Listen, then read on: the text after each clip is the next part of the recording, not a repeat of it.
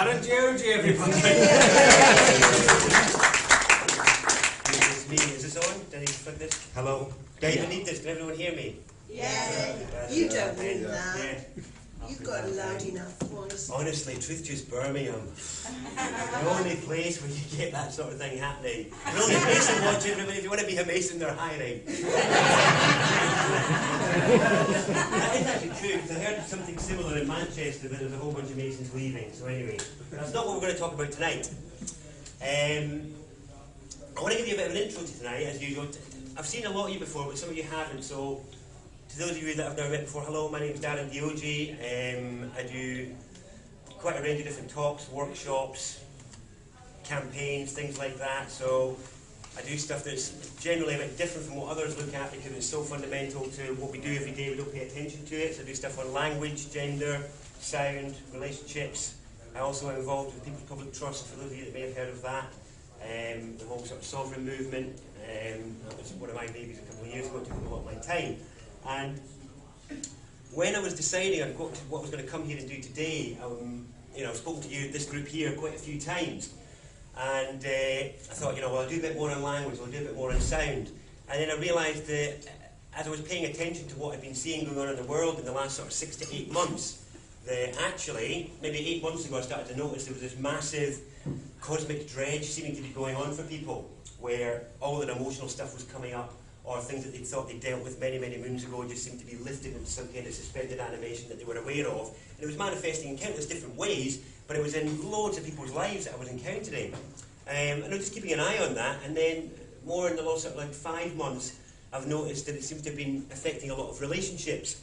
And I've seen relationships either treading water, falling apart, often amicably, mind, but it reminded me of something and got me a bit back on track, really, because gender work and relationship work was something that I've been trying to do for about 6 or 7 years now, and I keep procrastinating about it because people always want to do other stuff. They don't want to be talking about the relationships, they don't want to be talking about things like that. It's a very taboo subject. It's also very difficult for me because I'm often in a room full of ladies and guys of all different ages, and for me as a somewhat youngish man to be presenting about the subject of gender, relationships and all the rest of it to people who may well be more experienced in terms of years on relationships, brought up my own personal stuff, so it kind of challenges me on my own comfort zone.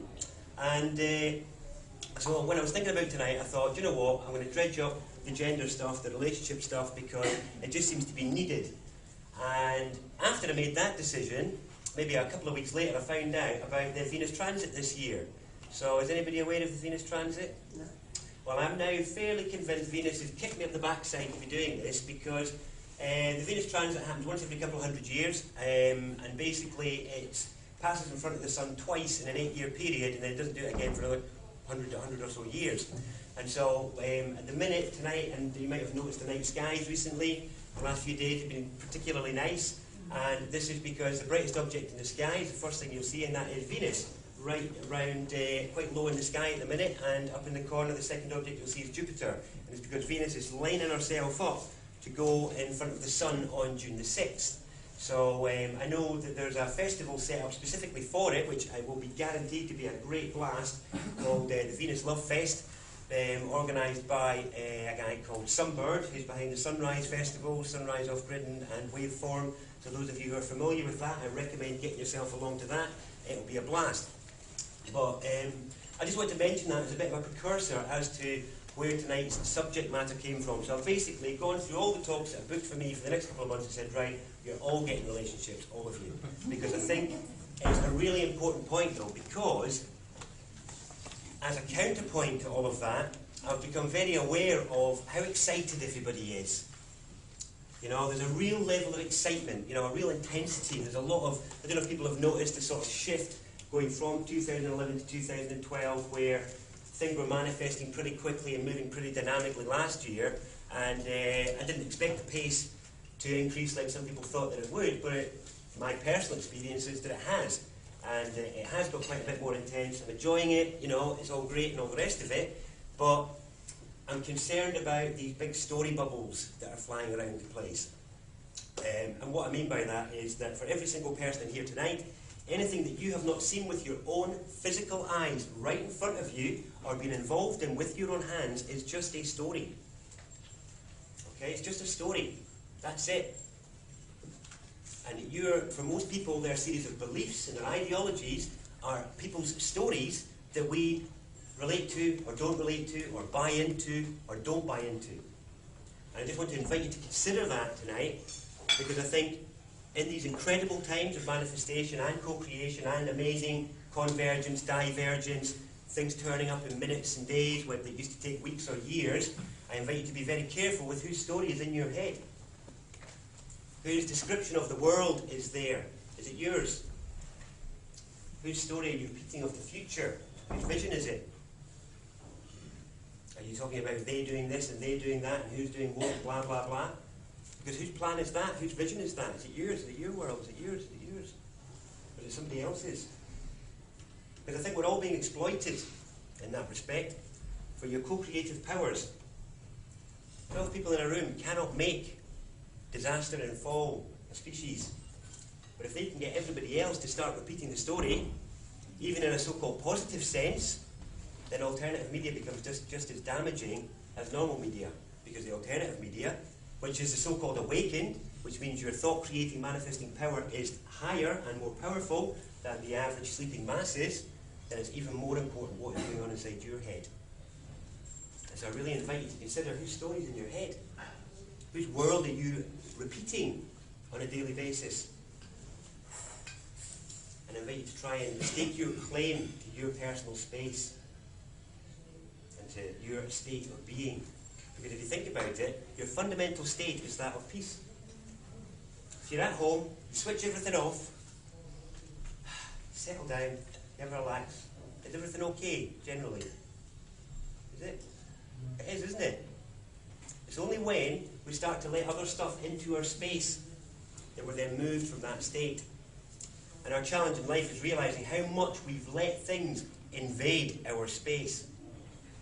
And I see very much the challenge of our times as being that of actual space. It's space, abandonment, personal space, allowing each other space. And I think we'll maybe get a chance to talk about that a little bit, about the significance of space as a sort of an element that we haven't addressed in terms of our elemental makeup. You know, people are very aware of their earthiness, their wateriness, their fieriness, things like that. People aren't as aware of their space. And space is something that is very important for us in terms of being able to manage our internal state of peace. And certainly when you're under more onslaught now than you've ever been.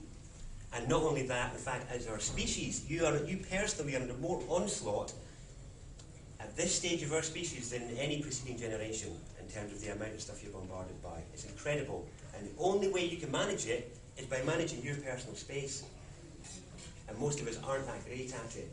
So what we're looking at tonight is a bit of something that can help towards that, but it's not corely about that. I do other events on perception and perception management, which is much more about space management. If anybody's interested in that, you can give me a shout later. But it did have to be mentioned because I think it's part of what's going on for us right now, and it's a significant tool for us. Now, in terms of this onslaught of information that's coming at us, I believe that we are the most mentally excited brand or generation of our species ever. And I think it's because here in the West we are actually the mental explorers of the species, just as in the East they were the emotional explorers. And we've got to a stage where in our culture and our society, the stories can't really get much bigger. Okay? They can't. I mean, look at people's expectations for this year. Can they get any bigger than the end of the year? What? You know, everything from aliens to ascension to invasion to World War III, which is fairly likely compared to some of the others, terrorist attacks, you know, whatever else, you know, but I mean, can they get any bigger? How big are a story do you want? And then, you know, how much are you buying into those stories though? That future promise. How much are you resting your faith and your trust and your belief and your hopes and your actions today on that future unknown? Because my concern is that if, and I do mean if, the bubble that you've bought into doesn't manifest, how will you feel in February 2013? Where will your feel-good factor be if your ascension didn't happen, your aliens didn't happen, and blah, blah, blah? Will you be okay? Now, the stuff I do is very much about being okay with all the mental excitation stuff, but I think this has all happened as a result of the internet and television. And if you think about it, I mean, do we have one here? We don't. Right, okay. Has anybody got a phone on them or something like that? Yeah, phone. Okay. I press the button. I just switch it off. Anybody got a phone that's off? Thank you. Perfect. Okay. Everybody, if you have a look at that for me. That is the fundamental state of all technology. What are you looking at?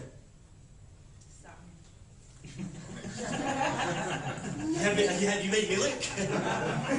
You're looking at nothing, a black screen or a grey screen or whatever. Yeah. So what happens is what I consider to be the real Illuminati, which is about the moth to the flame effect that it has to us when we give this a bit of electrical life, and what that does to us, how that affects us, you know, how it draws us. Sorry, I'm handing your phone out there. Sorry, I apologise. Should have put the head there. But that's something that we, as the last couple of generations, were the only ones that have been subjected to that.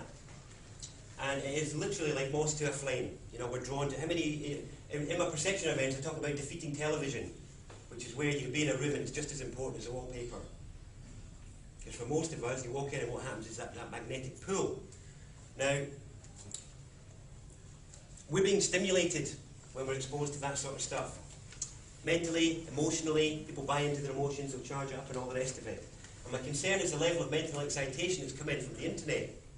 Because we call it the net, we call it the web, when we're plugged in, okay? And I really want you to pay attention to those terms. I've been going on about it for over 10 years, that we have to be careful with the net and the web. Because we think with the net that we're the fishermen going, yeah, cast my net out and I'm in control.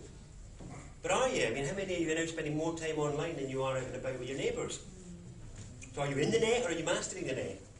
Are you the spider dancing along the web or are you the fly stuck in it? And it's just a rhetorical point of consideration to say, okay, what is going on in here, and are you just feeding your story bubble larger than your emotional and physical reality can cope with? Because say the system falls, say the system does go this year, okay? Now if the system falls, so it doesn't matter how it happens, right? It really doesn't matter. It's irrelevant. Electromagnetism, solar flares, aliens, bombs, irrelevant. It doesn't matter. The point will be, if your power goes off, if the shops are empty, phone doesn't work, who's going to be there for you? Is it going to be your code-named mate off a forum?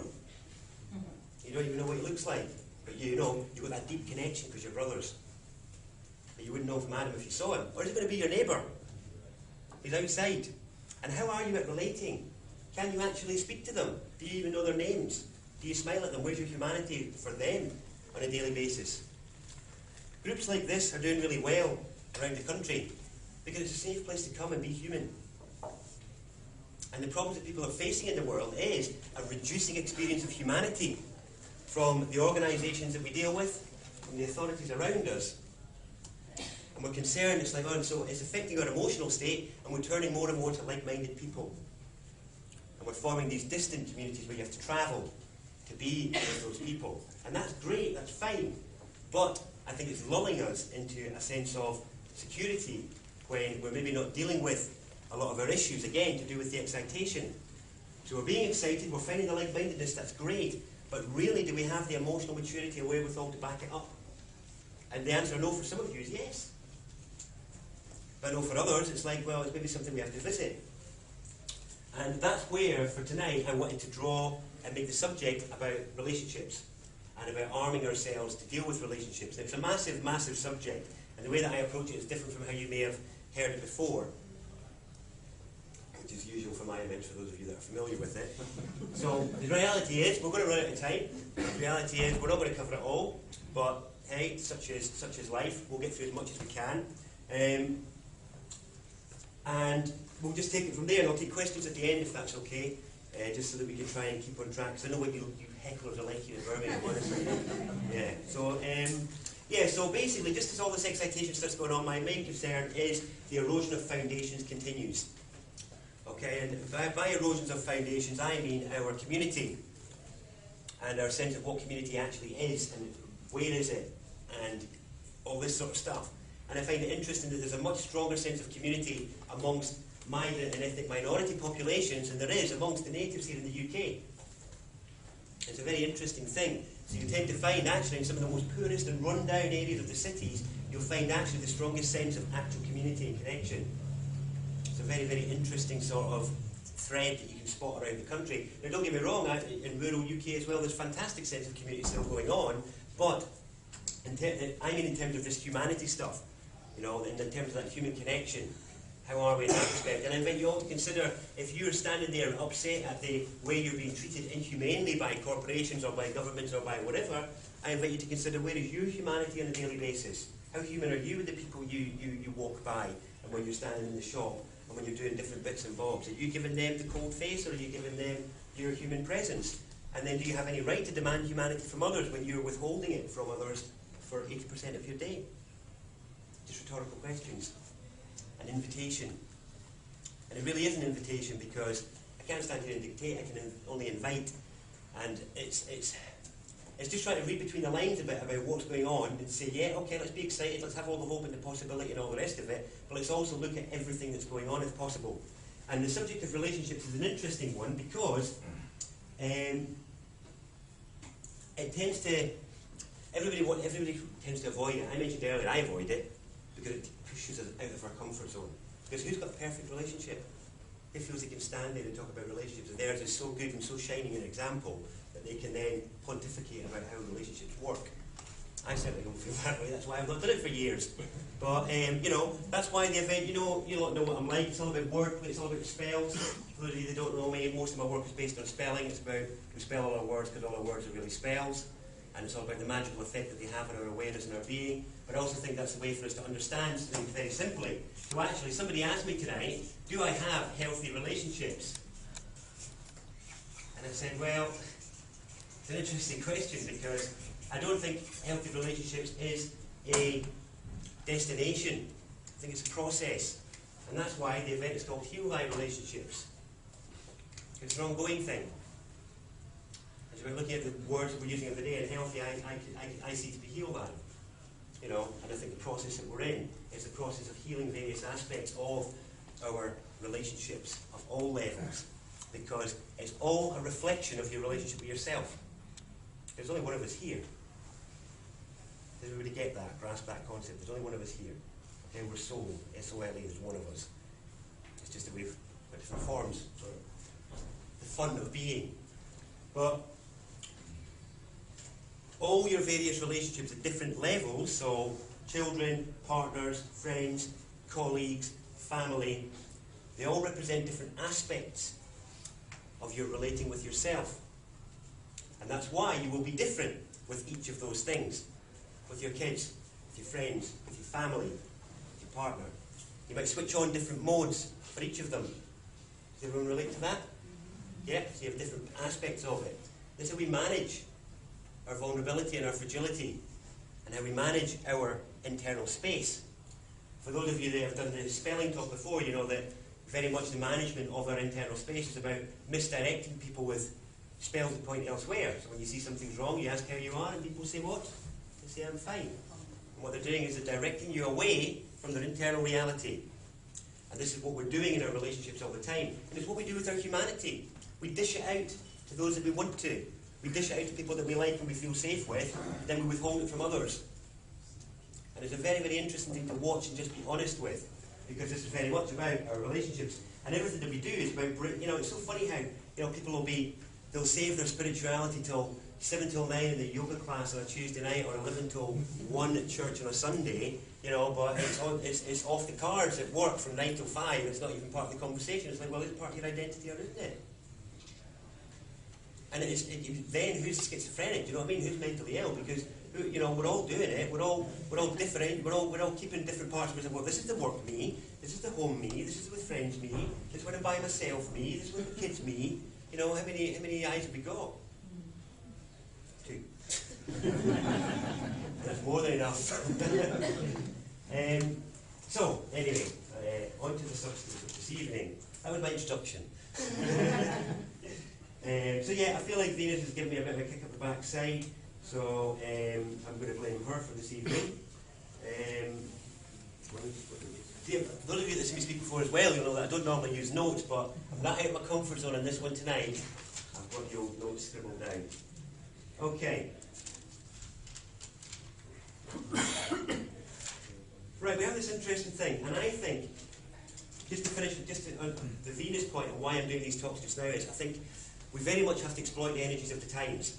We're up against so much that if we can tap into anything that might make things a bit easier or smooth the way in one particular area, then I think we should embrace it and grasp it. And that's why I've done this with the Venus transit, because, as I said, the foundations of culture, society, community, I believe, are continuing to be eroded while we're paying more and more technology to the top end stuff like technology and blah, blah, blah.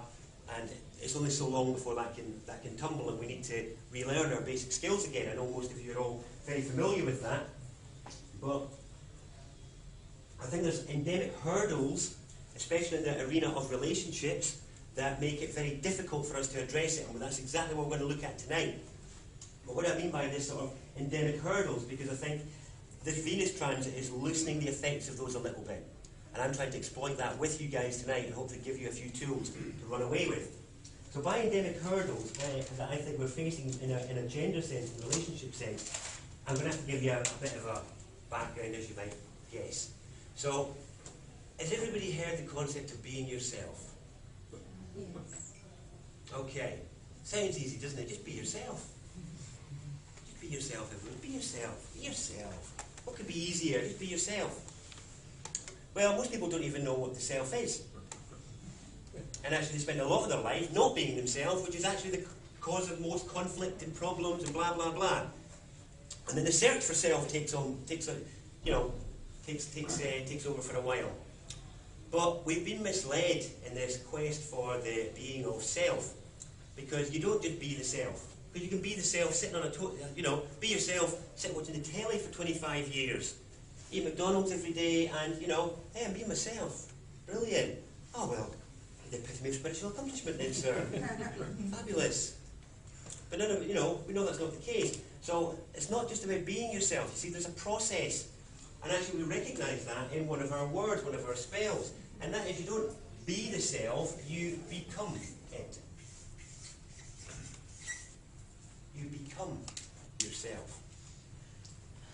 And this is actually a representation in language or in spelling of the balance of the gender poles, which is the being, which is the feminine, the accepting. It's okay. But then there's a part that we don't really like to talk about, and that's the coming, which is the masculine. And the funny thing is, we've had a lot of stuff in recent years about the reconnection with the divine feminine, because it's been neglected and blah, blah, blah, and all the rest of it. And that is absolutely true. But the problem is, the masculine has been just as neglected and abused and brutalised and all the rest of it. And we're going to look at that quite a bit tonight as well, because we need to heal both. We need to understand both aspects and where they're at play. Your being and your coming, and what that actually means. Some people would say being and doing, but being and doing isn't it.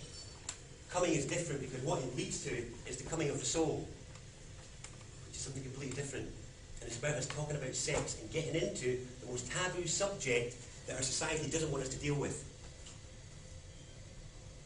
For the last 100 years or so, there's rarely been such a castigated subject as sex, sexuality, and all the rest of it. Now, sadly, because it's a public event, I didn't have enough time to put the word out that it's sort of adults-only sort of thing. I've had to censor out the grittiest parts of the sort of subject of gender and relationships, which just has to be that way. But that's fine. There's those of you that are interested can go on and study that at a later event with me. But we'll be able to go into sort of like the outskirts of it tonight and hopefully give you enough fuel to go away with something that you can work on. So it's a bit of a tricky subject, the whole becoming and being and coming, because it's very abstract. And so gender is like an energy that's at play 24 hours a day, 7 days a week, and you're not aware of it. Most people have gone through their life completely unaware that this thing has been responsible for the success or failure of their relationships, and communication and all the rest of it. And I mean 24 hours a day. It's like having a set of chakras you didn't know about. And all of a sudden you woke up and it was like, bloody hell, there it is. And hopefully tonight you're going to get a sense of the fact that, oh, that's where they are, because it's, you know, chakras are dead easy to grasp. You know, is everybody familiar with the concept of chakras?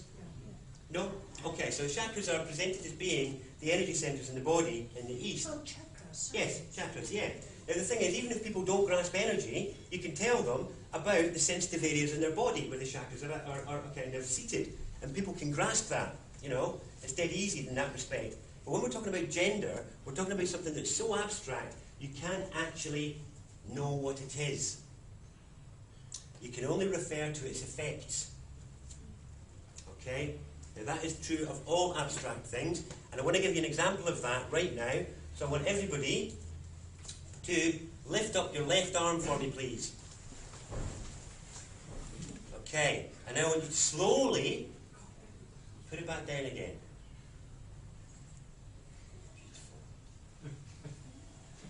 Now I want you to tell me, how did you do it? Sorry? Did you?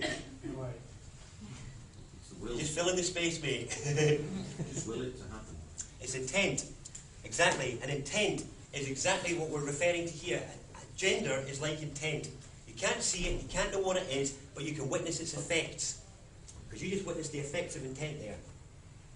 And that was how you learned to walk, it's how you learned to talk, it's how you learned to do all the really proper, juicy stuff in your life that you pay no attention to, that you take for granted.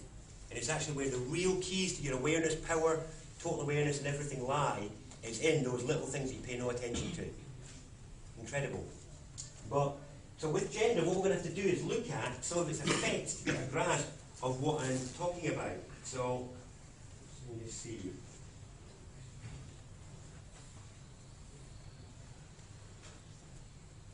Okay. So we have this kind of concept that we're all the same in spirit, don't we? We have this thing that, you know, we're all the same in spirit, it's fine. And this is, I think, what's given rise to the whole abandonment of gender and manifest sex as being a subject matter that people are willing and comfortable to talk about. So it's like, well, it's all right, it doesn't matter whether you're a man or a woman, we're all the same in spirit, it's fine. They say, well, yes, that is true, but then why are we manifesting as one or the other then? What's that all about? Why are we not talking about that anymore? And this kind of taboo thing has just done nothing but stingers all the way along. Now, so there's a couple of things here that lead to it. I'm trying to decide which one is going to be the best to get us to the point here. So, if you imagine that we are all the same up there or in our energy self or whatever, we're obviously choosing to manifest as a sex for a reason. And it's actually to do with a particular set of tools, to do with, you know, what you want to achieve in life. Now, can everybody grasp that, at least hypothetically, as a possibility before we proceed that your manifest sex was a choice in some way? Everybody sort of okay with that? Even if you're not, if you can hypothetically accept it, then we can move on. So really, it's like, you know, a hammer for a hammer's job, a screwdriver for a screwdriver's job. This is pretty much what we've done, choosing our manifest sex to come here. But it doesn't mean you leave one of your other half away. You know, people talk about their other half, don't they? Oh, where's my other half? I'm waiting for my other half, or blah, blah, blah. Well, your other half is right here. It's actually referring to our other gender half. That's why it used to also mean referring to your partner, because that would be the manifestation of that other half. But that quest for wholeness never actually yielded wholeness, because we're all whole and complete. And it's just a reflection, our relationship with our partner is just a reflection of our connection with our other aspect of self. And this is what it is to become whole. Now,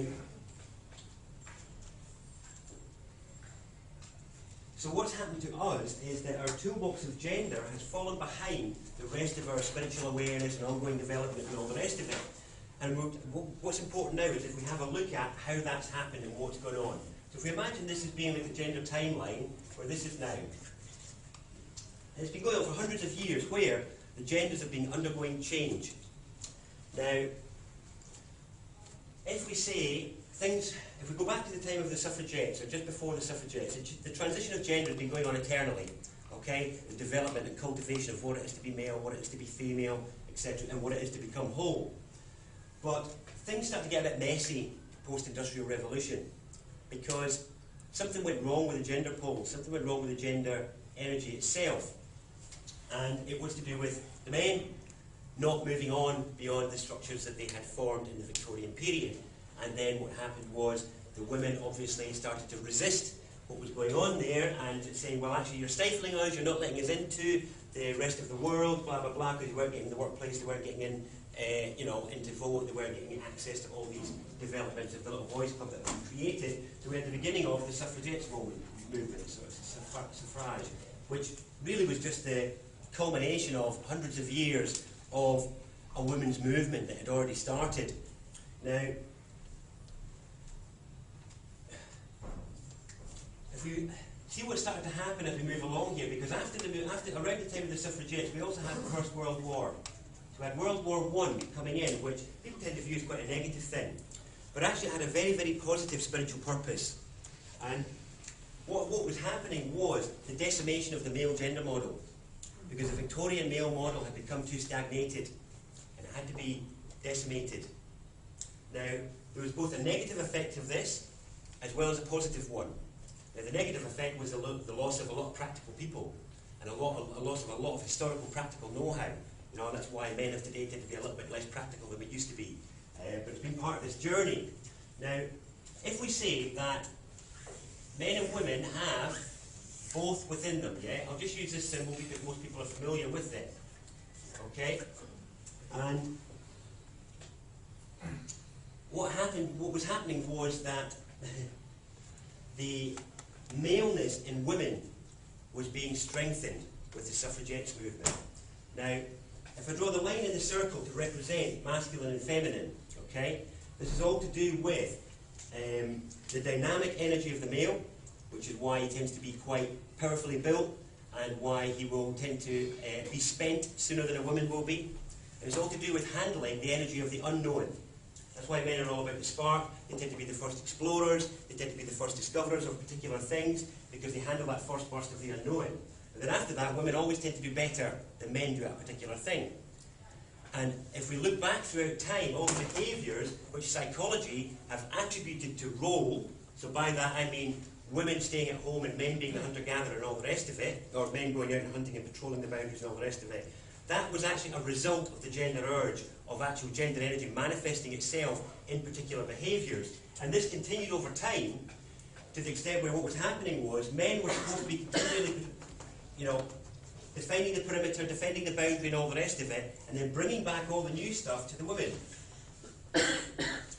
Okay, they might be bringing that back, and then the woman has to find, space for it in the knowing. That's why women tend to be much better multitaskers, why they tend to be much better organising things on a daily basis and all the rest of it is because of the gender qualities that they have. So you almost have one representing the known and the other representing the unknown. Okay? So your men are supposed to be continually out, exploring, bringing back new stuff. And this is what went wrong in the Victorian era. The men stopped.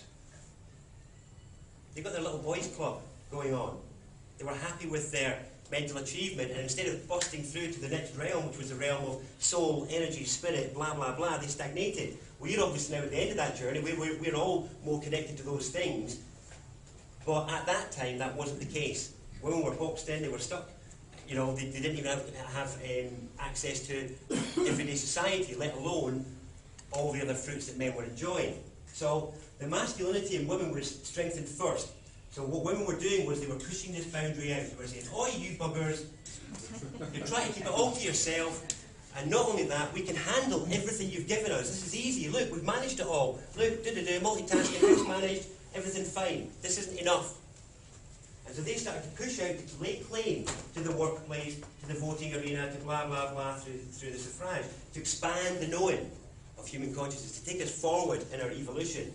So, it's me kicking it that's causing it to go, Andy. Sorry, yeah. It's just my vandalism. No, it's not stable. No, it's me. It's me. Yeah. That's it. It's this. No, it's the trying to pull through something that's so abstract. That's why it's a very difficult thing to convey. So the women were pushing out against that to say, right, we can handle all of this. We can make this a no. We can organise all of this. Now, the problem was, yeah, you had some men on side, that was fine, but a lot of men weren't. And this is where the decimation of the model started. So World War I decimated a whole bunch of men because you had, obviously mainly European men, but you had whole classrooms of guys signing up and going off to the trenches and then just being wiped out. Literally just running up and just being mowed down. Okay? All that practical knowledge, all that experience, all that male behaviour eradicated. So where were the boys? Where were they? Where were the kids? They were with their mums. So what happened then was the beginning of, so this over here what we had was the masculinity of the female, masculinization, beginning first. But then you had the feminization of the male by letting them be brought up by their mums. So then what we had was, after World War I, we had this real ebullience, this outbreak of, that sort of Charleston-esque sort of funky time of people coming out and being a bit more emotional, being a bit more emotionally present. There was a bit more celebration happening, more emotional expression, already a shift from traditional Victorian idealism. But it wasn't enough. That went on, that went for one generation and one generation only until we hit World War II. When the models took their next blow. And if you look at the symbology of women across this century, it's an amazing how the image changes. From the demure Victorian suffrage lady who may chain herself to a railing to make her point, to the World War II imagery of the woman with the knotted handkerchief and, standing like this, posing, I'm out, I'm working, I'm making weapons, brilliant, and managing the house. Yeah. Because that was the point, though. The point was that they did easily embrace and manage it and get out there and take it all on board. But what a far more masculine image, isn't it? Much more. And it was because of the gender transition that was taking place. Now, as this continues, again, where were the boys? The boys were at home with an even stronger masculine, maternal image. Yeah? This made the boys even more feminine. And so in the post-World War II era, we had a burst of gender confusion, relationship breakdown and community breakdown like we've never seen in the history of our species. It was incredible. Gender confusion, and by the time we hit the 60s and the 70s, they called them swinging because people were swinging all ways. It was an incredible period in time. And this is all a result of the eradication of traditional gender role. And off the back of World War II, where basically, we were pretty well white-collar urbanised by that point. There was a bit of blue-collar left. We kind of started to lose that through the 70s and 80s, and most of our blue-collar has now moved abroad. And pretty much most people are involved in white-collar work. By that I mean office work or computer work these days. That's what most people are involved in. There's far less practical work going on in this country. Now, as part of this mental excitation process. But in terms of watching our relationships, specifically families, specifically marriages, specifically community, if we look at those things, because they're all a direct expression of gender and relationship energy, if we look what's happened to them in the post-World War II era, it really changed. Does everybody see that to some extent?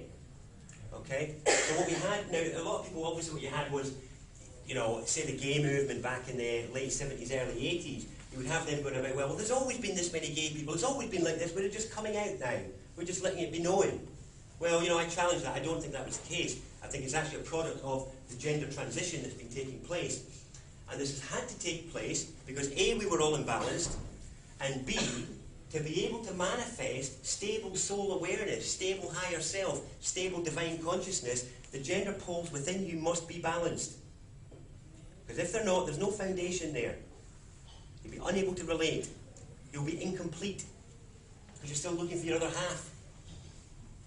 That's no good. Soul can't operate there. It can give urges and whatnot, but no more. So, where we are now, here, is a place where anybody can do most of the jobs, man or a woman. So, what are men for? What do they do? What are women for? What do you do? What is it to be a woman? And what is the role of a woman in a relationship? And what is it to be a man anymore? And what's the role of a man in a relationship? And really, we don't know the answers to that. But what we are not aware of is the fact that it is a question that we should be consciously addressing, because we are in the midst of a massive gender crisis and a massive relationship crisis. If we don't get a handle on it, then yeah, you know, in 20 years' time we may well all be, you know, occasionally bumping into each other to arrange for, you know, a test tube baby because the population's a bit down, because we can't relate with each other anymore, we can't stand being in each other's space. So what's happened is, because it's become taboo, it means that our gender knowledge and our relationship knowledge has not kept pace with the rest of our awakening. So as we're awakening, we're not sure how to transform our relationships to match and to suit, and to handle new levels of intimacy, new levels of mental awareness, new levels of all the rest of it. How do we make that happen? Okay. Well, how are we doing for time? Is the time? You've got 15 minutes. 15 minutes for break. 15 minutes, 20 minutes. Okay, I can hear tired minds out there. So, men have a bit of a challenge for them these days, and so do women. And to get a handle on how we can see how this is manifesting in our relationships, we have to talk about balls. Now, we're not going to talk about sex, we're only going to talk about balls just now, but it's because gender is really all about balls. It's about balls on the outside and balls on the inside. The same force gives rise to both. Okay? Now, this is where, you know, earlier I talked about gender being at play 24 hours a day, all the time. It's got nothing to do with your manifest sex. It's got to do with the energy of what's going on at the time. So, where are a man's balls? On the outside, pointing out. Where are a woman's? On the inside, receiving. It's actually about communication. It's about transmission, reception. It's about pointing out and receiving. And that is actually the essence of what's happening in our communication. So, if we say that in all interactions, somebody is always in the male role. Always. And the one that's in the male role is the one that's pointing something out. So in any conversation, the gender can change all the time by the one who's pointing something out. So in any conversation, you could be taking on the male role and pointing something out to me for a while, or I could be taking on the male role and pointing something out to you. But what's really interesting is that these days, most people don't balance that. And everybody's over-masculinized. Everybody wants to point out to everybody else all the time. Nobody wants to be in their female and listen, except in situations like this where you pay for it. The rest of the time, sitting around the coffee table, everybody wants to be the pointer. Do you relate to that? Because often what happens is, people are just waiting for their turn to talk. And this is decimating. That simple thing there is annihilating relationships all over the planet. And it's just about knowing when it's appropriate to be in which mode. When is it appropriate to be receptive and accepting and listening? And when is it appropriate to actually be drawing the line and defining the point and saying, actually, I'm defining the boundary here and saying, actually, I want to step in here and point something out? And when is it appropriate to do each? It was worth it getting there, wasn't it, eventually, to get the point. You know, it's a very, very simple point. And this is just the beginning of the subject, because it's massive. It's a massive subject. Because really, with as above, so below, microcosm and macrocosm, every lower correspondence you learn about yourself has a higher meaning and arms you for that higher meaning and delving with it in that realm. What we've forgotten or don't know is actually that the lower correspondence of sex and relating is a lower correspondence of communication at higher levels. And so that's why we're actually struggling a lot with some of the higher communication, because actually we haven't even mastered the lower stuff yet. And in terms of this erosion of foundation I was talking about earlier, I've just felt this powerful, you know, kick up the backside to be directing people's attention back to their everyday relating. And the appropriateness of how they're conducting themselves, isn't it? Now, to help us understand, now that's actually just the communication side. There's more to it than that. I'm going to, just before the break, we're going to look at the archetypes that make this easy for everybody to see. So we're going to just check, has everybody here had a relationship at some point in their life? Yes. Excellent. Right. And by that I mean with a partner. Yeah? Okay. So, the male and the female sides have a name. An archetype to help us grasp it a bit easier. So, let's do the easy one first. the female in a woman is called a woman. And the male in a man is called man. Excellent, that was the easy bit. But the male in a woman is called the mother. And this is because, we'll talk about children in a moment, and the female in a man is called the boy.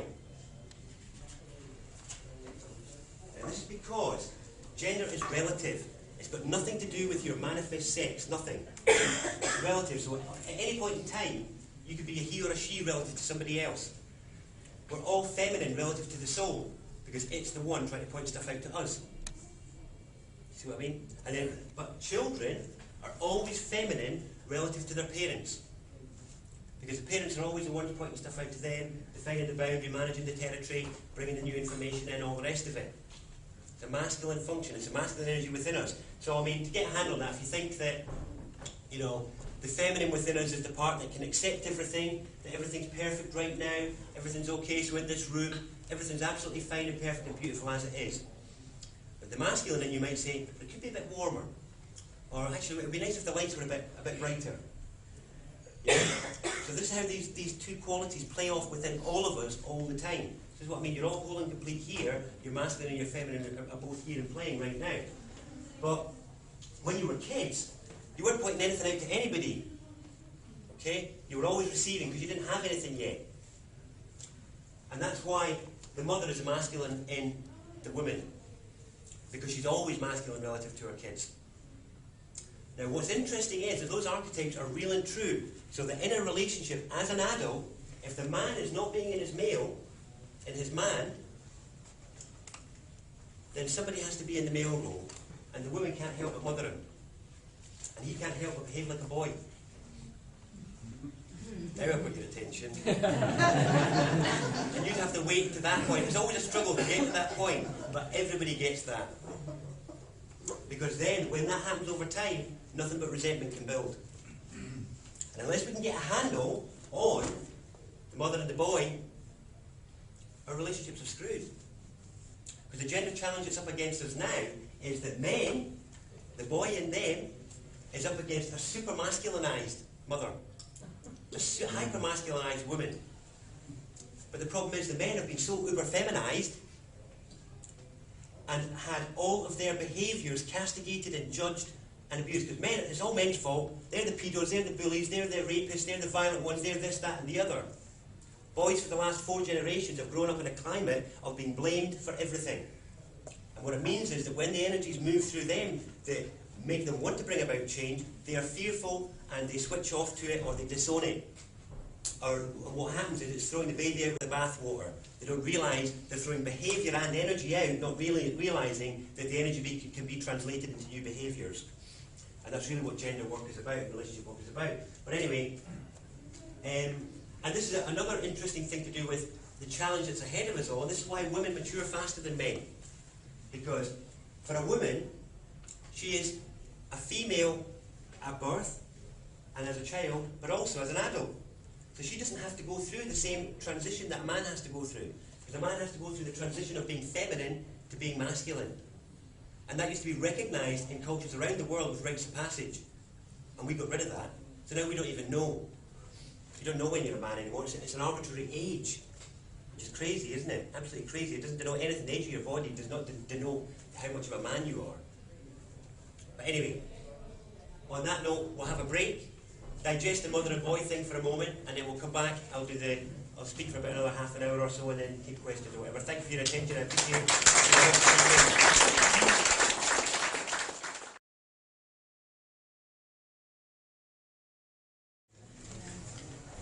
Excellent. Thank you everybody for coming back. It's usually the first thing that's worth thanking people for. Not everybody does, so yeah. That's step 1. Please turn this over. Okay. So I usually like to let whatever people come and talk to me about in the break kind of fuel the second part. So I'm still digesting because people spoke to me incessantly. Right. So, yeah, good old Birmingham, honestly, you are. Right. So, this this has obviously hit a bit of a nerve, the mother and boy thing. And that really is actually just the beginning. All we've done is done the beginning. We've not even actually got into the gender model yet. We can't for time, and also because it's such a big subject as we start to go into the ins and outs of sex, no pun intended, that it deserves respect. It deserves time to be given to it. But we'll be able to make a little bit more headway today, hopefully on this sort of subject within relationships, because this is really reflective of our relationship with ourselves and our relationship with our environment as well, and how receptive we are to our environment and to the urges of our environment. Because those of you that have seen my language talk and have gone about goo and all the rest of it, really the point is that the environment, the living space of your environment is the thing which takes the role of your partner if you don't have an actual partner. So we've not really had time to go into that, but a few people mentioned a few points during the break about not being in relationships, what happens then sort of thing. And it's very much about paying attention to your environment and the urges that it kind of demonstrates and guides you to. We can't really go into too much detail tonight, sadly, but hopefully we can make a bit more headway on this sort of thing. So the challenge that we're up against is that men who are out of balance on the feminine side have a challenge where they are then up against an over-masculinized female, which is really messy, as most of you will have experienced, because, you know, both sexes have been judged extremely harshly by the other. And it puts us in a very difficult place, because most of us are sexist in some way. And we might not like to admit it, we might not even be aware of it, but it will express itself somewhere in our life. Do people relate to that in some way? Okay. And it's because of our conditioning. You can't do anything about it. This is what I mean about gender slapping as silly and ruining all, well, not ruining, but often our lack of awareness of gender and its flows can lead to the breakdown or failure of relationships that could otherwise have succeeded, just because of our inattentiveness to the flows going on there. And it's because in any relationship, there's actually three things going on. There's three elements at play, not two. So you have you have your partner, you guys, so then there's you and all your crap, right? There's you and all your baggage, all your rubbish, all your nonsense, and then there's all your great stuff, your growth, your direction, all the rest of it. So there's you and your crap, we'll put that here, you and your, I'll just call it stuff to be more neutral. You and your stuff, and partner, and their stuff. But then, you've got the relationship between the two of you, which actually is an entity in its own right. Okay? Because it's a relationship.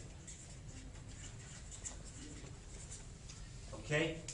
So, sometimes you're looking at you and your stuff, or dealing with you and your stuff.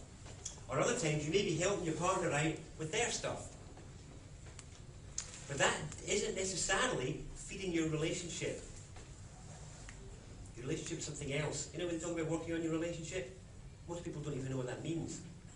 They don't realise there's an additional entity at play. You could almost consider it an entity. It's a bit like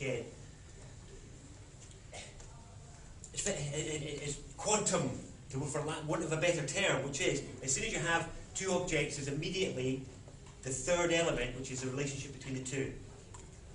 And it's always relative, and it's relativity of gender is something we talked about. I talked about it to a few people during the break, because things change, things are relatively, as I said earlier, sometimes I'll be in the male role, sometimes I'll be in the female role, and that could change 15 times in a minute. It's all very relative. Now, what tends to happen in relationships is that people forget to feed the relationship, and what you have is two perfectly good people, fine individuals, both managing to progress their own paths perfectly well, but creating a crap relationship that just goes stagnant over time. Does that sound familiar to anybody? Most of us have tasted it in some way or another, and it's actually because we've not been aware of this other element. But this is because of our stuff. It gets in the way. And the journey of gender is a journey of connecting on all of the levels, on each of the aspects with appropriate gender flows. That's why not many of us have what we would consider to be an ideal or perfect relationship, because there's so much going on. We're immensely complex beings. But I want to draw this.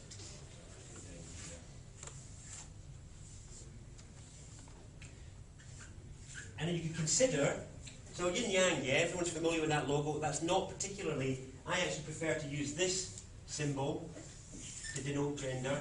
It's all about balls and penetration of matter and all the rest of it, because this is really what we're doing in an energetic sense. All of you are fragments of soul, energy, whatever you want to call it, penetrating the substance of this planet. Okay? The planetary, this vehicle is feminine relative to that penetration of spirit. Okay, so gender is everywhere, it's absolutely everywhere. It's involved in all the relationships and all the interactions. I prefer this symbol, which I go on about in other events, but this is one that everybody's familiar with. And what's interesting is everybody's okay with, yeah, the male bit, yeah, the female bit, brilliant, brilliant. But there's a defining line between the two, isn't there? What about this container bit? And that's the relationship. And what's really interesting is that when we are comfortable in our maleness and our femaleness, or whatever, everything's fine, it's all right, it's brilliant. But as we get a bit closer to, where things aren't quite so clear, we have a thing called gender tension that kicks in. And gender tension is where, if you ever found yourself getting in a really heated debate with your partner, and then you find out later you're both talking about exactly the same thing and you completely agree, but you're actually looking at it from completely different points of view, and at the time, you just could not see that. Does that sound familiar to some? Yeah, that's gender tension, and we're up against it all the time, and it is what kills relationships, because we can't step out of that to see what's going on and say, okay, this is where things aren't quite so clear. Because when does left become right? When does hot become cold? When does up become down? It's all relative. And it's the same for gender as well. Because obviously the big subject we haven't talked about tonight is homosexuality, gender confusion, what gives rise to transgender and things like that. And it's all to do with the fact that what's happened in the last century or so is this is being kind of scribbled out a bit. And we're in the position of having to redefine it, but nobody's told us. And so the living challenge we're all going through is the redefinition of what it is to be a man and what role or function that is, and what it is to be a woman and what role or function that is, if indeed there is one. And there is no map for this, there is no rule. We are the living manifestation of trying to work that out. Your relationship is that. And it depends on how attentive you are to it, whether it will flourish and do well, or whether it will stagnate just through being starved and you'll just drift apart, which is the most common thing. We'll see. What we're seeing now is that because people are getting a handle on their stuff, is that split-ups are a bit more amicable than they may have been 5 or 10 years ago, when it may have finished with lots of flailing and arguing and throwing clothes out a window or whatever. These days people are having much more amicable splits, but it's still a lot to do with not feeding the relationship. And we have to ask ourselves, do we want intimate, close, sharing relationships still when we're these super enlightened, awakened beings? Do you still want somebody to share with? Do you still want somebody to connect with? If you do, then it's something we have to turn our attention to. If you don't, it's fine. There's nothing wrong with that, because it's all part of being whole. You don't need anybody else. But I think any of you who've been in any long-term relationships will learn and know that at some point it becomes a choice to be with somebody. You have to choose. There's no perfect anything. Does anybody relate to that? You hit that point in some long-term relationships where you realise, actually, do you know what? I choose to be with you. I think they're the ones that can actually stand the test of time, is when you actually accept and face and embrace that choice. So, yes, we're up against this sort of greying line here. Now, I went off on a thread there, as I normally do, and forgot where I jumped ship. Let me go back to this now. You and your stuff, partner and their stuff, masculine, feminine, mother, boy. Let me just write it back on there again. So, if we say this is the guy side over here, and there's boy, man.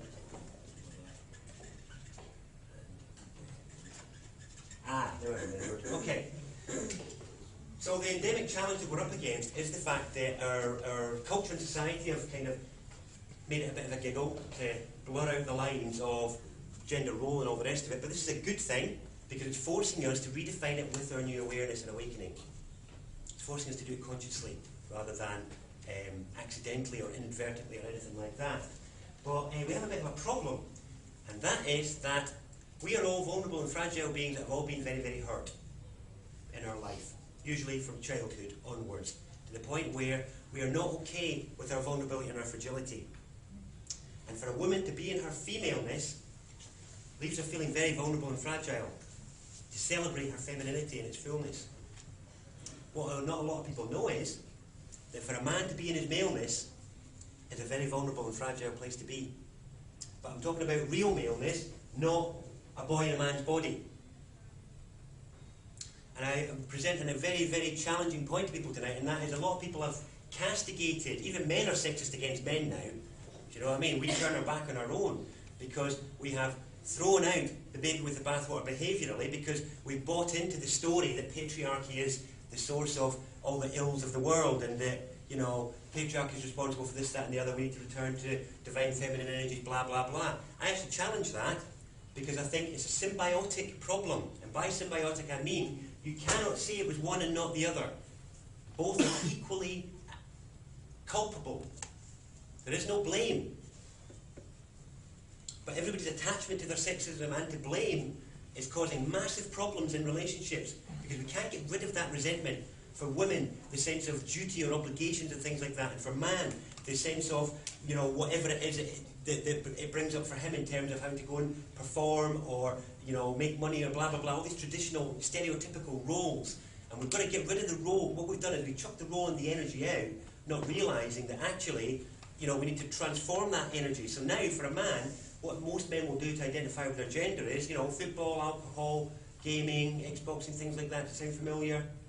Yeah, this is actually because they've not really been given any other sense of identity of what it is to be a man. And there's a real challenge there for them, because these are actually all expressions of the boy, which is the female, not the man. And I suggest the same is true for so-called patriarchy. And that is that actually, that isn't maleness. It's just boys playing. Now the problem that we've got is, now the patriarchy's been given all the blame, hasn't it? Yeah? Now what's interesting is that at the time that some dictator got up and said, right, all of you lot, I'm going to do this. As soon as the whole population accept that, the problem is they're all too much in their feminine. You see that? That's our problem, people. Our problem is we have accepted too much what others are bringing to our community in terms of the poisoned foods, the poisoned medicines, the poisoned products and all the rest of it, that we're just accepting. Yeah, you can poison the kids, keep going, it's all right. Yeah, I don't mind, I'll swallow a bit myself. We accept that, we tolerate that. We're all over-feminised. It's not, you know, it's an incredible thing that, I know I talked about over-masculinisation earlier, but the funny thing is, in one extent as well, both of them are out of balance. We accept too much, and we're pointing out the wrong things. You know, that's the thing, and it's like, this is why tonight I want to come in and say, right, actually I want to draw some attention back to roots and back to basics here, because of the whole mental excitation thing. And that reminded me, yeah, because I think the thing is, we want our mental excitation fed because it's nice and it's safe and it's comfortable, it's energising, it's hope-fulfilling, and it takes us away from our vulnerability and our fragility. But I think it's actually our very vulnerability and fragility that we need to get through this, because it's the thing that our humanity is fundamentally attached to. So here's what happens. So because it's fragile for a man to stand up with his authentic self and to be the man in his community and what that means and all the rest of it, and a modern man, you know, to be balanced and blah, blah, blah, there's a real vulnerability and fragility there. So it's easier for him to be in his boy, because that's strong. He's been that his whole life. It's safe, it's reliable. Okay? You can rely on your boy because you've always been that. Whereas the man, that's a new identity. It's a new role. And for women, it's much easier to be in the mother, to be in that masculine, defensive, protective state, to not let people close, to manage the boundary, blah, blah, blah, patrol it incessantly, to not let anybody in, to not show that. So there we are, both men and women, spattering our opposite gender as being our core personality. Okay? It's a bit of a grasp that. But actually, for most of us, we put our opposite out there. Most women in here, the personality is actually their masculine. Most men in here, your personality is actually your feminine, for most of you. You're on the journey of externalising and being the other, and that's the process we're all on as we become our authentic human self. And that takes us to our fragility. Now here's the interesting thing, and that is that we were all tricked, and we tricked ourselves. We assumed that by being in our vulnerable, fragile self, that meant we could be hurt. But we got it the wrong way around. The problem is, if you put all your impenetrable, defensive stuff out here, and somebody gets through it, then they're through to your soft centre. They're through to your vulnerability, your fragility, and all the rest of it. And yes, you can be hurt. Yes, you will feel wounded. And yes, it will be unfettered. Okay? And you will want to put the boundary up and make it even better next time. So that now you're all masters of your space, where nobody can hurt you unless you let them, sort of thing. And you might not open the doors quite so open, quite so wide the next time round because of that. But what we don't realise is it's the wrong way around. Because if your vulnerability and fragility is actually on the outside, what's on the inside? Your die-hard, indestructible core. Everybody see that? It's a bit of a difficult grasp, but it's just, again, a suggestion to consider is that the result isn't what we think in terms of being in our vulnerable, fragile self. Now, people talk about peace as being this thing, right, that you can work for, or fight for, or whatever, or stand for. And peace is being presented as being the opposite of war. But it actually isn't. Okay? And I'm doing this because actually war is like the uncontained masculine in the world. The uncontained sort of masculine urge to change, control, whatever, blah, blah, blah, that manifests as war. Now, if I was to do that as a set of scales, okay, so here's a set of scales.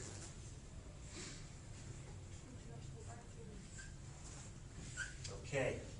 If I put war on one side, in fact, no, war's on this side. If I put war on this side, peace is actually here. Peace is an effect. Peace is a result. It's passive, isn't it? How can you fight for peace? What an oxymoron that is. It's a nonsense statement. Peace is an effect. The opposite of war is actually raw. Okay? War and raw. And by raw, I mean consider a newborn infant, female menstrual cycle, parenthood. These are raw.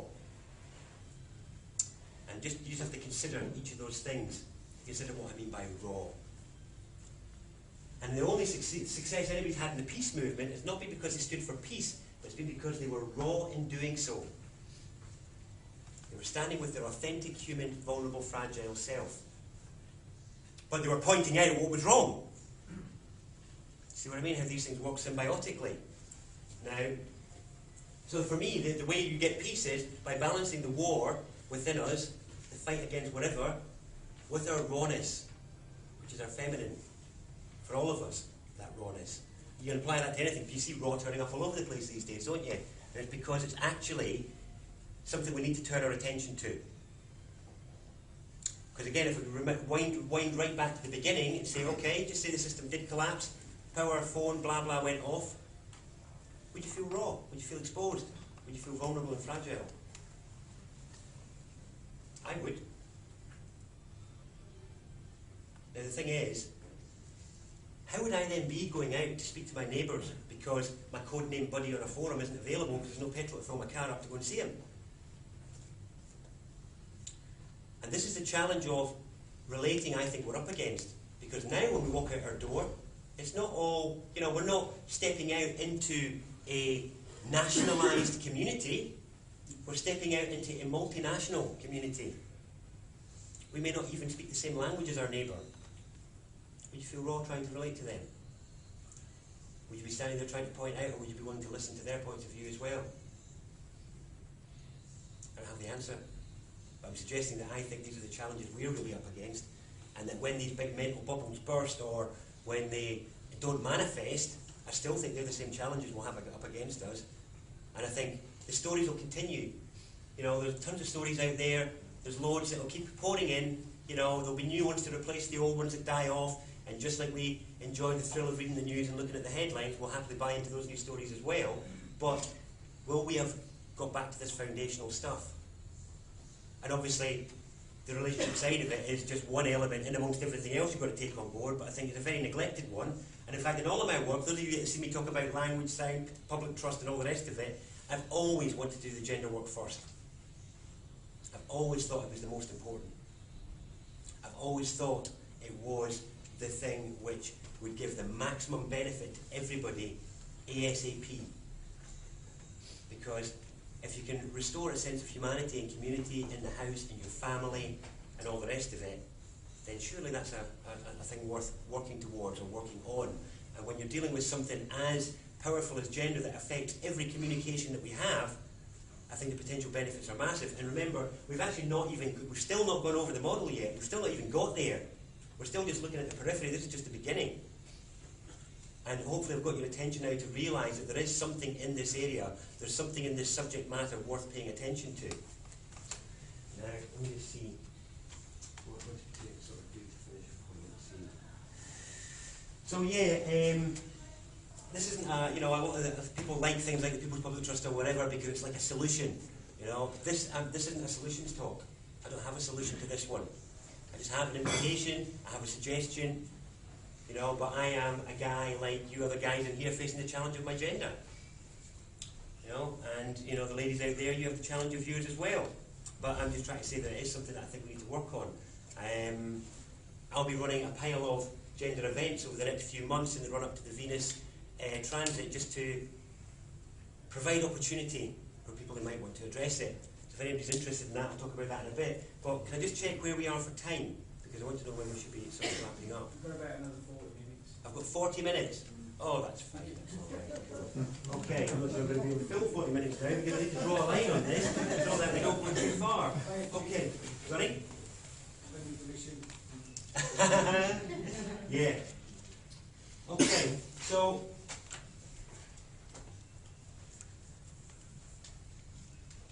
in terms of what can we actually do in our relationships then, when we find ourselves in the boy or in the mother, what do you do? There's no easy answer to that, because each relationship you have, every one of them, remember earlier I talked about the different yous that you had, the you with your kids, the you with your partner, the you at work, all the rest of it. Each of those relationships is a little microclimate in its own right, a little microcosm of the macrocosm, a little micro world, as it were.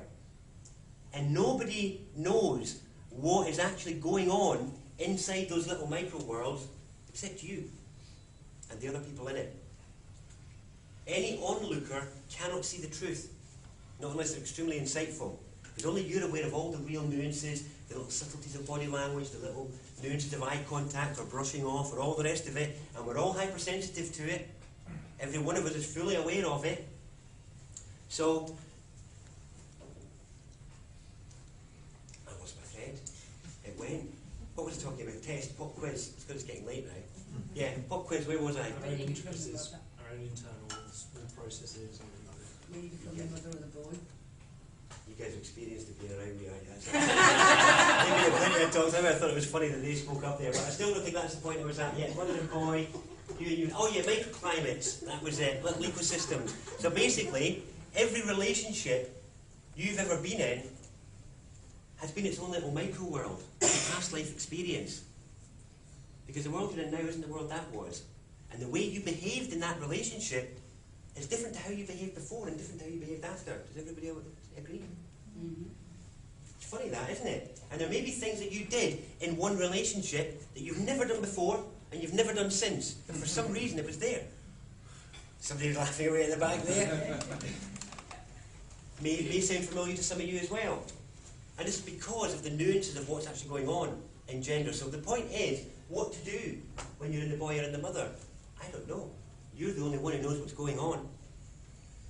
And this is responsibility. This is about saying, can you own your space and own your world, the things that you've created for yourself or attracted to yourself? So what micro worlds have you attracted to yourself just now? What are you surrounded by? What messages are you being presented with? Because you're the one who has to decode it. You're the one who has to unfathom it and kind of get to the bottom of it to realise what the way out is.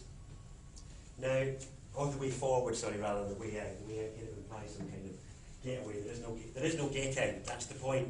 You either make it or the relationship fails. That's it, or the relationship ends and you move on. And this is a representation of what's going on within yourself. Somebody early on was asking me about the whole world wars thing, and so was I saying that the world wars were a positive thing, or that they were somehow triggered in some way? I think there's many levels playing themselves out at the same time, and I think that's true of all things. And actually, what's going on in our relationships and in our life is there's actually a few worlds happening at the same time. There's your experience as the personality going through it, and then there's the experience of your soul or higher self that's going on at the same time. And how the higher you, the objective you, views your experiences is completely different to how you feel about the time. So if any of you had really horrible moments for your personality that afterwards you were like, do you know what? I got loads out of that. Yeah? And this is where, again, I've not done a lot of gender events because it really pushes me out of the comfort zone. Because when you start to talk about things like violence, war, assault, rape, things like that, which happen as you start to get into gender and sexual conversations, it can be very challenging. Because for the personality going through them, they're immensely traumatic. Of course they are. They're horrendous. But the thing is, that is not to say that the soul views it in the same way. So you have all these people going on about, oh, how can there be a God if there's war and all this sort of stuff going on? And it's because people are viewing it as the personality going through the experience. They're not looking at the bigger picture. They're not looking at the other aspects of themselves that will view the situation completely differently. And this is what's going on in your relationships. So what's happening all the time is there's actually more characters at play, believe it or not. Because there's you, your stuff, and the greater you. There's your partner, their stuff, and the greater them. And sometimes those behaviours that you're not aware of are actually your soul taking over for a little bit to demonstrate or to create a lesson. It's almost like an agreement. The people that have treated you the worst in your life are probably your best friends. Because who else would you trust to give you that kind of lesson that could push you so close to the edge and treat you so badly? Who else would you trust but somebody that was actually that you have the utmost respect for? I feel that about my ex-partners. I have the utmost respect for them. Because they're clearly my best friends, because I wouldn't let anybody else do that to me. Do you know what I mean? In its own sense. So this is what's happening in these microclimates, is that there's much more going on. And the objective, the goal of becoming whole, becoming the self, the being and the coming, working together, that's a process of cosmic lovemaking that takes place throughout your life. Of a gradual feeling of close connection and oneness to feeling distant and lost and abandoned. Which is just the ins and outs of life. Which is all about gender everywhere. And the goal, well, there's a number of culmination points along the route. I mentioned earlier the coming of the soul.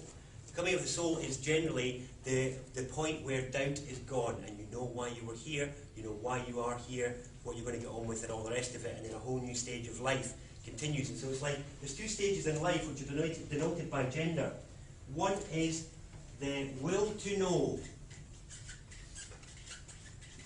The will to know. So the will to know dominates people's lives for the first period. For some people, it's still there because you don't know yet.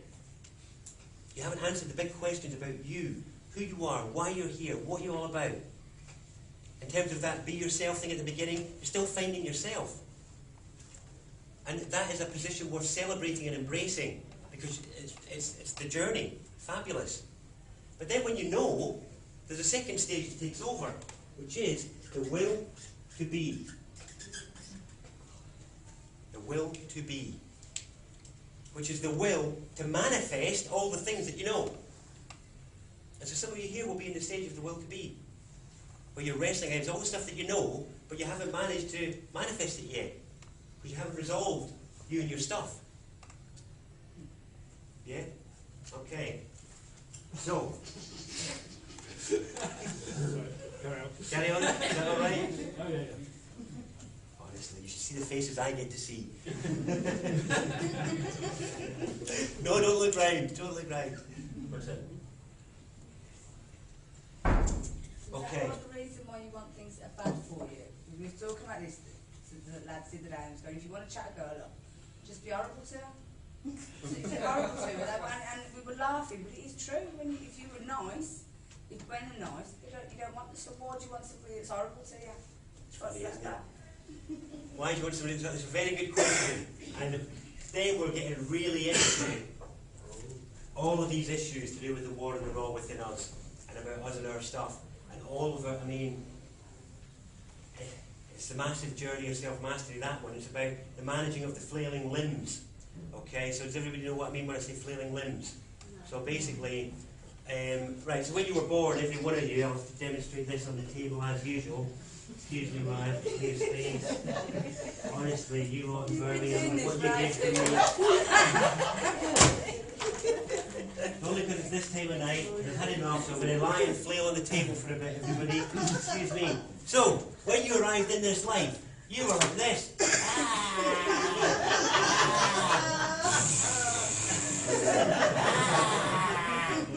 Flailing limbs is what I mean. Does anybody disagree? Okay. So, what was really interesting was that when you arrived, you didn't have much body awareness. That's why those limbs and them were doing their stuff. And with intent, in the space of a year, most of you had gone from kicking and flailing like that to being able to walk. Purely by intent, purely by observation. Hats off, that's incredible. How did you do that? You don't even know. It's great, it's worth acknowledging you did it, it's amazing. It took you 2 years to make it talk. Equally amazing, because you did that just by listening and watching. Nobody showed you how to do all this complex stuff with your throat and your tongues and all the rest of it. Now the journey that we're on is the journey of the mastery of the bodies. Because what you did was, you had the physical body there, and it was kicking and flailing, and now you're all dexterous wielders. You can all wave your left hand, you know, you can catch moving objects, you can do all this sort of stuff. It took you years to do that. But then when your emotional body wakes up at puberty, okay, it's been living through its gestation prior to that. When it wakes up in puberty and properly becomes a body in its own right, which it is, because the space in which you feel things like happiness, sadness, guilt and shame is not the same space that I poke your arm. Okay, poke your leg down. Poke it, poke it, poke it. Poke your leg. Does that feel the same as feeling happy or sad? It's not, is it? It's different. And this is what dimensions are. This is what bodies are. They're about qualitative difference. Think of a banana. Right, that quality of thinking is different from poking your leg or feeling sad, isn't it? And these are the qualitative difference of the bodies that you use every day. So when your emotional body wakes up at puberty, it does the same thing the physical did. It's kicking and it's flailing. And it's doing guilt, shame, love, self-consciousness. All that stuff you went through as a teenager. But all that help and support you had with your physical body, oh, come on, well done, oh, you're doing well, yeah, your first day, oh, you're burping and farting, that's brilliant, you know. Where is that support for when you are going through your first love? Or self-consciousness of having your hair picked on or your clothes picked on or things like that, if that ever happened to you. The support matrix isn't there. So what happens is, instead of being a dexterous wielder of your emotional limbs, we are instead flapping and flailing. And this is what I mean by our stuff. I mean the flapping and flailing of our uncontrolled, unmastered emotional and mental aspects that attack both us and those around us. Because none of us here are masters, are we? Not fully of those bodies, I don't believe. And that is therefore something that we all have to work on. That's the journey of self-mastery. But then what I'm just adding into that, which, okay, some of you already knew that because I've done it before, but now I'm just adding another thing into the pot there, which is obviously the whole gender thing. That's another, almost like a limb that we maybe weren't aware of, that's at play all the time, that we have to incorporate into our very delicate ongoing balancing act in all our sort of interactions and relationships. So, I still haven't got onto obviously what we do in that situation of boy-mother relationship maybe communicating not happening. And I've painted around it quite a lot there because I can't show you how to walk. But you've proven you already did, and so did I. Okay, so that's good. We've both shown that we can do that bit of intent, yeah? I couldn't show you how to talk. I can't show you how to do this. But just like I might be able to point out, hey, you've got an arm there. Have you noticed how it's been doing this? That's what I'm trying to allude to with this stuff.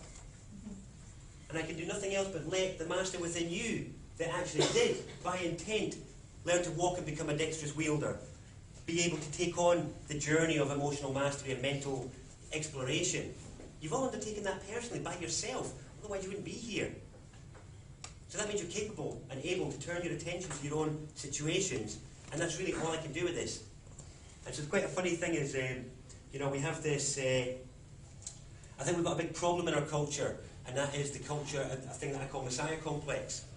Okay, what we have is we have people who are putting themselves out there as quote-unquote saviours, or people who believe that about themselves. You've got loads of people who have gone through Messiah complex in recent decades, and some people who have been open and honest about it, like, you know, David Icke, David Shaler, even Terence Trent D'Arby, all the rest of it, all these, and Bill Hicks. All these people have claimed in some way or another to be, you know, the second coming, or you know, the Son of God, or something like that. That's absolutely fine, because that's about Christ consciousness within each of us. But what we don't realise is there's another side to Messiah complex, and it's the one that's kicking us all up the backside, and we're not aware of it. And I only became aware of it about in the last 3 weeks. It's partly what fueled me to do this, and it is that despite all the stuff that you all know and learn, and all that you've learned in the last few years, how much of it are you actually acting on? And so that then means, okay, so which part of us isn't listening? What's going on there? Which part of our authority isn't following what guidance we've been given? Now,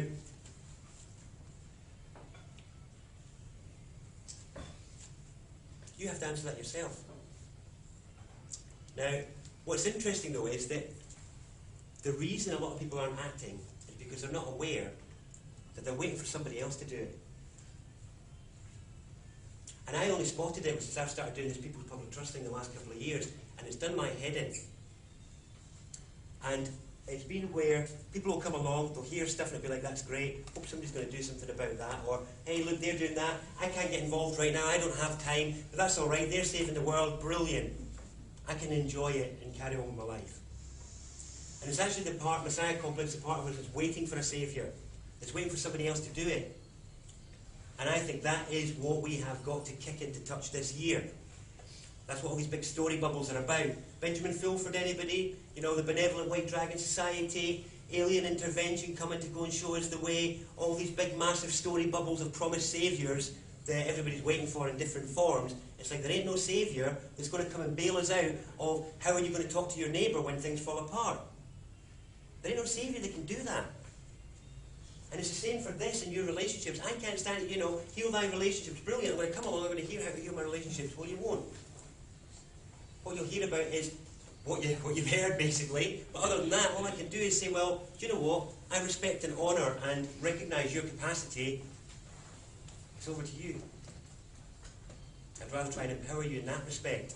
So, we're pretty much done for tonight, because really, other than this, I'd have to start going into the whole gender model itself, which would take us another 6 hours.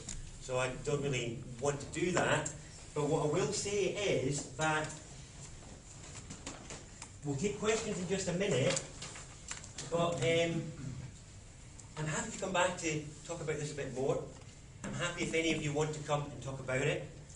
If any of you want to talk about your personal relationship situations, which really is where it is realised, because this is all the abstract stuff, the rest of it can only be realised by us talking about the living situations you face, because only you can be honest about it, and that requires a working format. This isn't a working format, this is me presenting to you. You know, it needs a workshop. So if you're interested in that, me and my partner do couple counselling or one-to-one stuff, so I'll do it if you're a male, she'll do it if you're a female, or we'll do it collectively together. That's something you can arrange for as a private session. We do have workshops coming up to celebrate and create opportunity for people. So I actually have here 20 invitations. The private invitations, so there is only this many, that's it, for workshops on the gender model, looking at your living situations and how to apply it and all the rest of it. If anybody's interested, there's dates on the 31st of March and the 1st of April. They're the first ones, there will be more after that, but at the minute, you're very welcome to come and have a look, and if you want to take these, that's fine. It's not a flyer though, so there is only 20 of these. So please only take one if you're interested in coming along and you want to put a deposit down or something like that, but you're welcome to come and have a look at it. Other than that, I have my usual bits and bobs that some of you are familiar with, which is obviously my QS booklets about the first word and our environment. I've got the Sounds for the Soul CD, which is more about the language stuff and using sound, so you're aware of that. I've also got a couple of DVDs, which, I'll just take them out here, sorry. I'm just hearing that massive silence of people that are waiting for more and I talk to wrap it up. You just give me a second. It's always like this in the talk, it's just like busted open minds and I just leave you like that. I do apologise, but hey, that's just the way it is. At least I'm not giving you any false promises. So, I've got the God Conspiracy, A Devil's Agenda DVD, which is about this good thing and about God and the Church. And I've got Beyond the Free Man, Sovereignty, What It Means, and the People's Public Trust, which was a talk I gave at St Anne's afterwards at Occupy. You're welcome to come and have a look at them. Please come and have a browse. I'm happy to take some questions. If we take just a 5-minute break, digestive break, and then we'll do questions and after discussion, if that's all right. If anyone's got any announcements to make as well, that'd be ideal. We've got about 20 minutes, so if you want to talk amongst yourselves or ask questions, yeah. I'm just going to the loo, and yeah, and also mailing list. If people are interested in finding out about future dates or whatever, please come and talk. I hope you got something out of this evening. Thank you very much for your time. Thanks very much.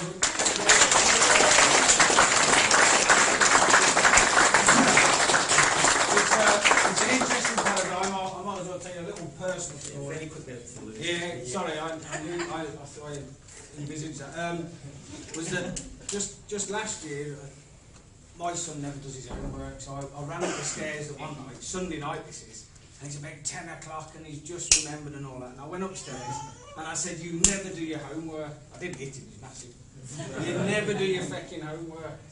And as soon as I said it, I knew it. And that meant I already knew it. Which then meant at 6 o'clock, I should have went and done it.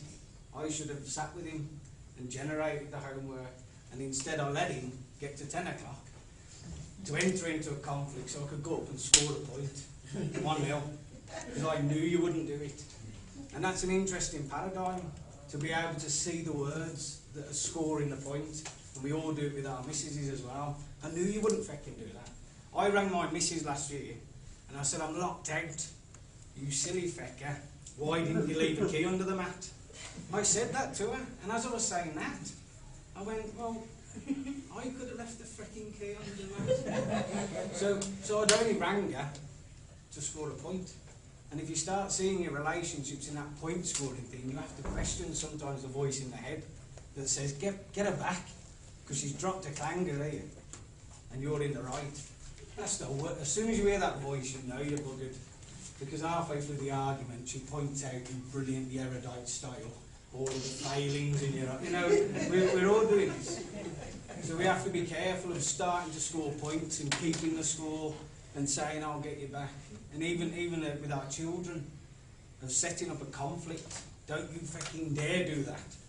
Instead of saying, "In a minute, I need you to do this." The empowerment thing. These are interesting things, because our parents didn't know it, but we have a knowledge of it, and therefore we put it into action. That was just a kill the thing, right? Thank you. I'll give you one tip that is useful for this, that is generic. So, guys, if you're in the boy and there's issues going on in the relationship and all the rest of it, or there's things you want to address, rule number 1, do not talk to your good lady about it. She doesn't want to hear about your nonsense detail. She's heard enough about it. She probably thinks you're a pain in the ass going on about it all the time. Ladies, have you ever thought that about your guy? Bloody hell, why is he going on about that? That's obvious, things like that. This is all because of the gender force. One of the qualities of maleness, which is addressed when we look at the model, which obviously can't do tonight, but one of the things is that you have to demonstrate by example. The man has to demonstrate by example, not by talking about it.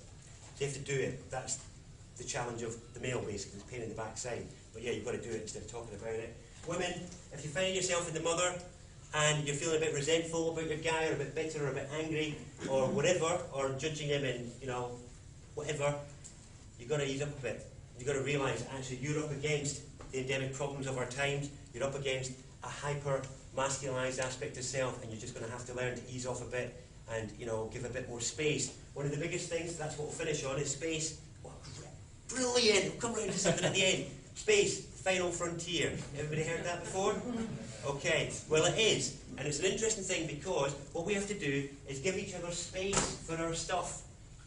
It's not personal what's going on, it's about your partner. So one of the things we're doing is we're judging them because they're dealing with their stuff. Right? And so we end up getting into this wrestling match there. Now what we have to remember is when you first connected with your partner, you had that magical, beautiful, spiritual connection, yeah? Doesn't matter whether it's a traditional or a homosexual relationship, it doesn't matter. We didn't get a chance to talk about homosexuality tonight, but that is covered in this model as well. And one of the things is you had that initial taste. Now that's the core that is still there. All the rest is flapping and flailing. Okay, all the rest of it is them and their stuff and all and whatnot, but we take it all too personally. We don't give each other the space to heal. We're not gentle enough with each other. We don't give each other enough time, enough patience and tolerance. If you can just do that, you're on it. And I think we're in the times now where we have to address space as an element. So again, just to wrap up on an elemental journey, so, you know, we have the physical body, which is very much represented by Earth, yeah? We're actually built in a map of the planet. We're built the same. So we have Earth as our foundation. Sitting on the Earth, we have the water, which is our emotions, which are contained by the land, obviously, which is our flesh. After that, we have our fire, which is actually the lower mind. So fire is actually the element of the third chakra, as some of you may well be aware. And then beyond that, we have the air of the lung, which is also the heart space. Now what's interesting about the heart and the air as an element that matches the heart is that the air is everywhere on the planet, isn't it? And there's only one air, just like there's only one love. And with our heart space, we are all intrinsically connected. And that's why right now when I go, okay, we have the illusion that I'm separate from you, don't we? But there we are. I've just breathed some air right into my deepest core, past all my defences, all my shields, everything, right into here. And you can breathe in the very same air molecules. The sense of separation is nothing but an illusion. We're like fish in a sea that have forgotten what water looks like. But the funny thing is, that's just in the planetary sphere. The atom sphere, where there are atoms. We call it atmosphere, but I think it's the wrong way around. It's the atom sphere. But what's outside the atmosphere? What's next? It's space. And space is what's called the cosmic womb, and it's a thing that we've forgotten about. And what people don't realise is that on the journey from lower to higher self is that as soon as you pass out of the realms of the lower self into the realms of the heart and beyond, is that the other centres automatically open in sequence. And humans have already started to have their hearts stimulated. None of you would be here if you hadn't. The thing is, though, now what we're facing is space. And I think this is part of the cosmic dredge of the last sort of 8 months or so, and what's causing relationships to kind of drift and all the rest of it is that we've been faced with the challenges of our own space. For guys, that's manifested in abandonment issues. You know, and issues of abandonment or feeling abandoned or lost in space and all this sort of stuff and being okay with their space. For women, it manifests in other ways. I don't know, I'm not a woman, I can't give you the soundbite for it. I'm not going to be another man that tries to tell women how to be a woman, you know. But I think space is probably the greatest tool that I can kind of generalise and give you to go away with tonight is patience, tolerance, space. Recognise this stuff going on. Recognise that if your partner has just got some of their stuff going on, that it's nothing to do with you. That it's about them and their stuff. Maybe you might want to help out, but without taking it personally. And the most important thing of all is that when we think we are being the gender teacher and the one pointing out is generally when we're not. And actually the real soul lessons are given when we're just being ourselves. Funnily enough. So anyway, thank you. Is there any questions? Yes?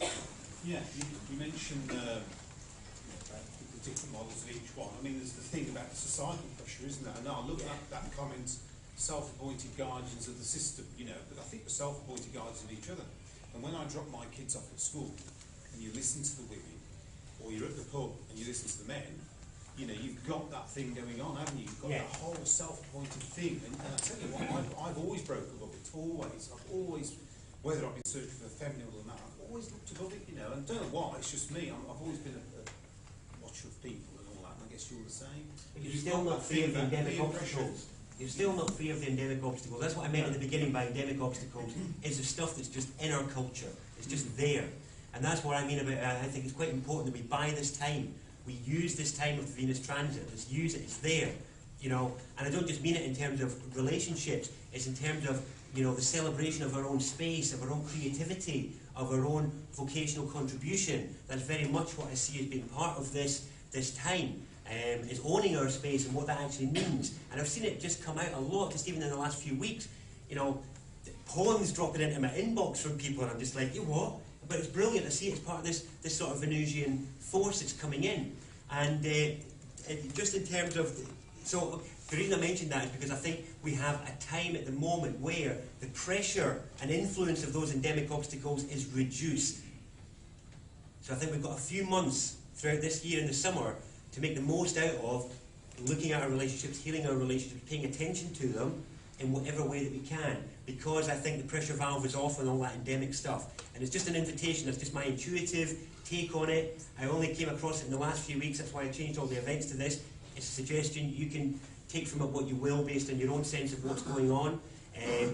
I will say that all this gender stuff and the whole gender model stuff, it actually plays itself out differently in the different relationships. So how it plays out with kids is different from how it plays out with your partners, it's different from friends, it's different from business, but it's still in business. And then most importantly is the relationship with yourself, because it plays itself out slightly differently there as well. And that is something that we look at in depth if you want to come along and either have one-to-ones on it or do a workshop on it where we can really get into the ins and outs of it. Who's that term again? That's what it's about though. It is, it's the ins and outs, yeah. Sorry, just about kind of the role of kind of religious archetypes informing a kind of, you know, how we should all be. And one of the things that came up for me, quite an interesting thing with one of my friends who, you know, had an affair and it was all gone, you know, in certain ways, and the concept of blame and everything and how. And we were sort of trying to take a kind of step back and kind of see it in the sense of, you know, the morality that is sort of inbred in us from, you know, from such a. And I don't know about Aldous Huxley, The Island. I don't know if you know that book, but I don't know it, but yeah. But it was just quite interesting because actually, as we're having this conversation, that was one of the books, and it was about basically an island that had a whole new way of governing society, which didn't have these moralities in it, where everyone was. It was like, because it was a community, actually no one knew who fathered the child. Everyone was considered to be in a community. As a kind of juxtaposed to what we have, you know, in a morality, or church-based morality sort of society. I just wondered if you could give us a bit of insight. Yeah, that's part of it. And I mean, part of this is the reason why the church has so many issues with sexuality, is because of how they have portrayed the expression of the gender roles and the gender models. It's really important to look at this, the energy and the behaviour, okay? The best example is anger, right? Anger is the most castigated of all emotions. And it's because the first time it shows up, you're told it's not okay. So whenever you first start speaking back to your parents, say, don't speak back to me like that, blah, blah, blah, all this sort of stuff. And so then what happens to people is, in their life, they then do anything to show that they're angry, except say, I'm angry with you because of this.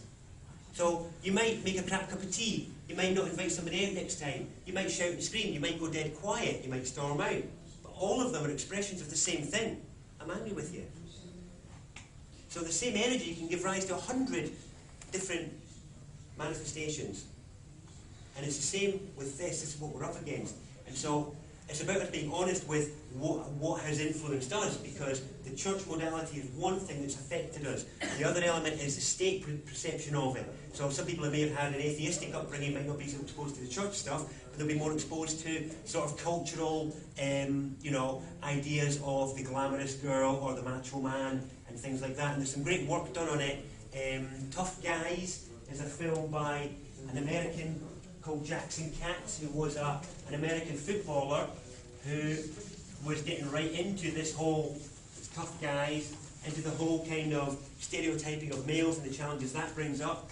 And Killing Us Softly is an incredible series of documentaries by a woman, I can't remember her name, I do her a disservice by forgetting it, but for the last 30 years, every 10 years, she's done a new documentary on advertising images of women and what that kind of portrays and how that's changed over decades.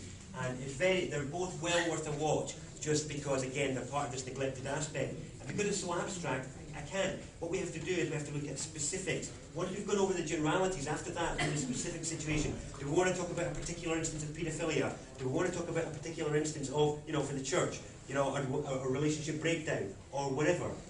These are all the things that you have to look at. It's then specific, like your relationship, your relationship, your relationship. It's about the specifics within that. We have to look at the details to see what has to play out, or how it plays out. The challenges of abstract things. It's like getting into the whole intent of how do I lift my arms. Very, very difficult stuff. Anybody else? Sorry, not a great answer. Brilliant. Yes.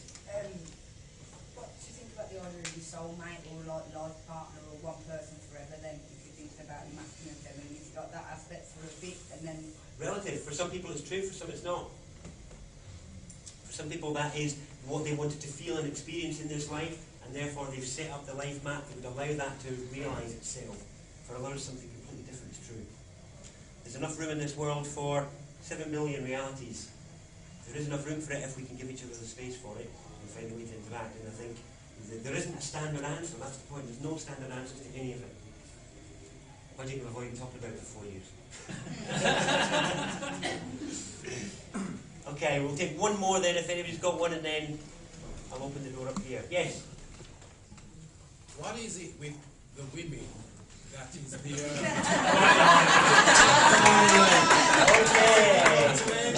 Here's the line. I'm going to exert my masculinity in this instance and say, I think we're going to draw the line here, but no, go on, we'll have this one more.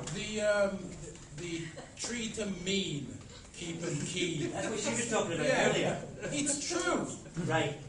I can't answer that just now. I can't answer that just now. When we go in, if we... I hate doing this because normally, you all know I normally run over my events and all the rest because I'm trying to cram so much into them. But we can't answer that without going through the whole of the rest of the model, looking at the whole of sex, basically. I think we should finish there and say thank you very much. And we've got about 15 minutes before they want to kick us out. Check out the Facebook for the gathering, which is at the end of August. There's going to be several speakers. They may even include Darren. Darren's book, please. Darren is booked for the gathering. Guys, anybody who wants to know about the gathering? Thank you for coming. Anybody who wants to know about the gathering?